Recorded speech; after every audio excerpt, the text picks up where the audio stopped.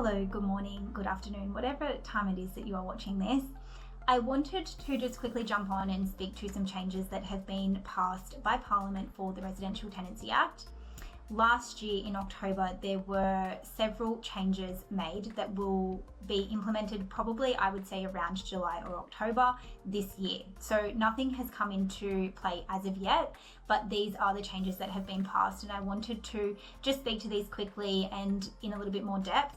Now, there is a supporting blog on this which will also identify kind of what is changing, but I think as a landlord, there are certain things that we need to be on top of and aware of to ensure that we're mitigating any risk or putting ourselves in any situations that are not necessarily going to be supportive.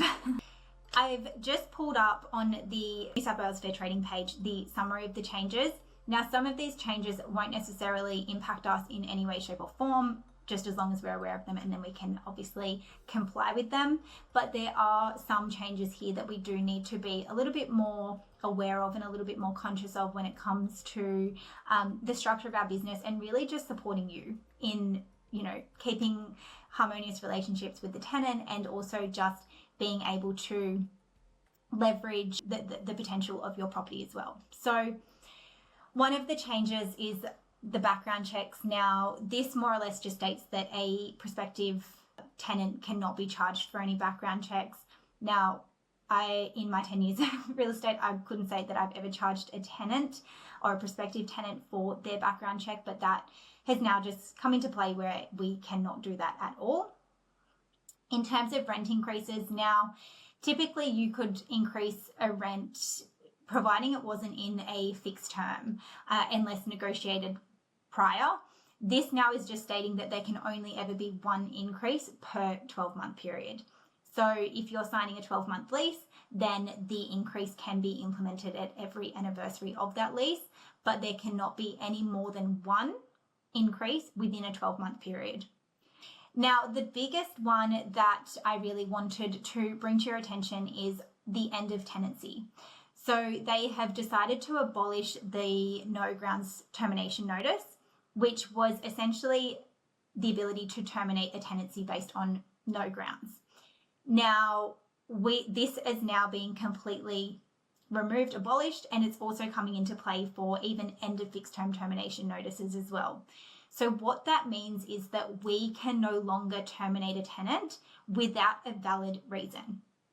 Now, the reasons that they see as valid is if the property is going on the market, if we're proposing to put it on the market, if the owner is moving back, if the property is being renovated, if the property is being demolished, and then there's some other things as well with, student housing and things like that, but I don't believe that they will impact. Not necessarily something that you need to be mindful of. However, understanding that if we are wanting to terminate a tenancy based on the property going to market, based on the owner moving back, which can be true for us given the structure of our business, then we need to be mindful of what that then looks like. Because even though you can have a valid reasoning, there are exclusion periods that they have put in place to prevent you from terminating a tenancy and then a month later putting it back on the market.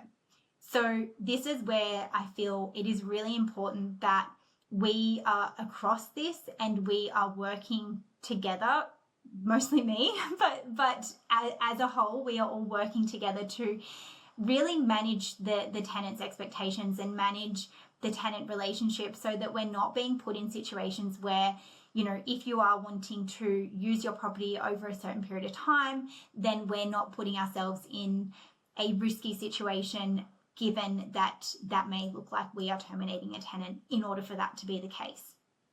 I think when it comes to any type of legislative change, when it comes to managing a property, you need to absolutely have safety and security in knowing that the agent has the skill set, has the knowledge, and has the experience to be able to, one, ensure that you are ensure that you are leveraging the full potential of your property, but also abiding and complying with the never-ending changes of the the residential tenancy agreement, and also just managing expectations and relationships. I feel like these changes are making it a little bit more difficult as a landlord, and I do believe that the legislation is very heavily geared in favour of the tenant, and that is why it is so important to have an expert in your corner so that those expectations and those risks can always be managed in a effective manner. The notice periods for leases ending is also changing as well. So we do need to be across our leases, we need to be across the fixed terms, and we need to be always 3 steps ahead. Property management is one of those things where, in order for it to work for you in a way that actually allows you to really get the return on investment, you always need to be looking at it from a proactive lens. So if you hear from me on a regular basis, it is because I'm wanting to ensure that we are always proactively managing it, not reactively managing it. Now, the other changes that they will be making is obviously keeping a pet is something that now you cannot deny without a valid reason. A valid reason is very up for interpretation, I believe. So this is something that we just manage. One thing we do need to note in this, if we accept or we reject, it needs to be done within a 21-day period, because if we do not respond within 21 days, it will be an automatic approval. So that's something that we also need to be mindful of. Again, payment of rent, not necessarily going to hugely impact you, but just something to be aware of.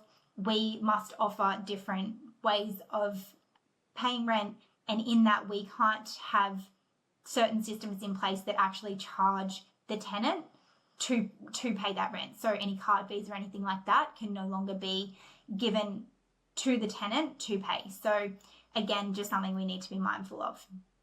Now, like I said, these changes will not come into effect until probably around July or October, but I also feel like it is something that we need to be on top of, aware of, and mindful of, especially given the structure and the nature of our business. Obviously, our job is to protect your investment and to ensure that your investment works for you, and having a clear understanding of what the legislation states, the changes of the legislation, and what that means for you allows us to do that. We want to mitigate any risk for you, and in that we need to be across these things, and we encourage you to be across these things as well, so that we can all work as a team and manage all expectations for all parties. If you have any questions or you would like to know anything further, please do reach out. I'm more than happy to have a conversation with you about this. There will be a supporting blog, as you can see, is attached to this video, and that also goes into kind of what those changes are. It does not go into those exclusion periods. So if you are wanting to have a discussion with me about that, these changes can really impact the way in which we structure certain things. This is why it's so important to have experience and knowledge and the awareness to these changes, so that again we don't leave you exposed, ourselves exposed, and the property exposed at the end of the day. So thank you so much, and I look forward to speaking to you.